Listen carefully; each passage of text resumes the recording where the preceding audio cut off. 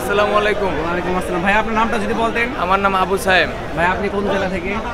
আমি ঢাকা জেলা থেকে, ঢাকার স্থানীয় ধানমন্ডি থেকে আসছি। এটা অ্যাকচুয়ালি হচ্ছে ইন্ডিয়ান রাজস্থানের গরু, জাতের নাম হচ্ছে কাঙ্কারাজ জাত।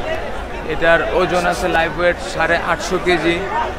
এটা আমি পালছি আপনার 1 বছর প্লাস, ধরেন 1.5 বছর। তো এটার দাম কস্টিং মিলে আমি দাম চাচ্ছি এটার 12 লাখ টাকা। 10 লাখ টাকার আশেপাশে যদি কোনো সহৃদয়বান ব্যক্তি থাকে, আমার কথার সাথে যদি তার কথা মিলে এবং আল্লাহর রাজি খুশি করার জন্য একটা সুন্দর গরু যদি সে কোরবানি দিতে চায়, তাহলে ইনশাল্লাহ এই গরুটা দিয়ে দিব। আর মূলত এই গরু গাবতলীর হাটে একটাই আছে, সেকেন্ড পিস কেউ দেখাতে পারবে না।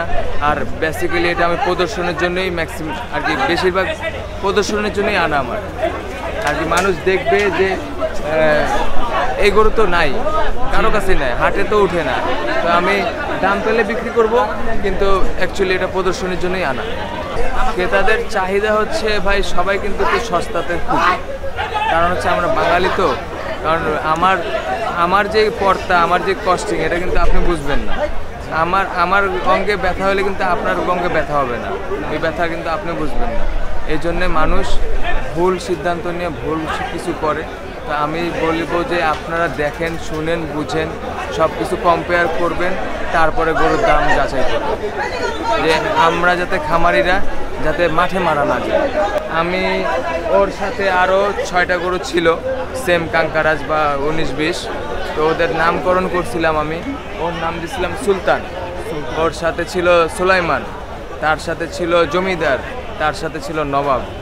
এটা আমার একটু বেশি আদরের, তো ওরা আমি পছন্দ করি, ভালোবাসি, তো ওরে আমি রেখে দিছি। ওর যদি বিক্রি না হয় তা আমার কোনো সমস্যা নেই, আমি ওরা পালবো।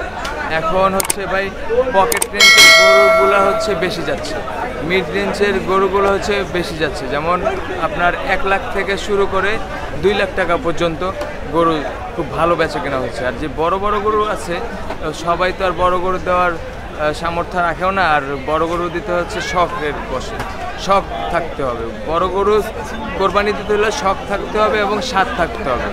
যে স্বাদ আছে সাধ্য নেই, তাহলে সে দিতে পারবে না। স্বাদও থাকতে হবে, সাধ্যও থাকতে হবে, এবং আমি তাদের সাধ্য মতোই এটার দাম বিবেচনা করছি এবং ওইভাবেই দেওয়ার চেষ্টা করতেছি ইনশাআল্লাহ।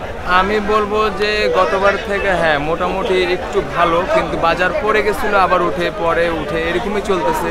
তো আশেপাশে কোনো হাটে গরু নেই এখন, দিয়াবাড়ি হাট খালি, আশেপাশে যত হাট আছে সবই খালি।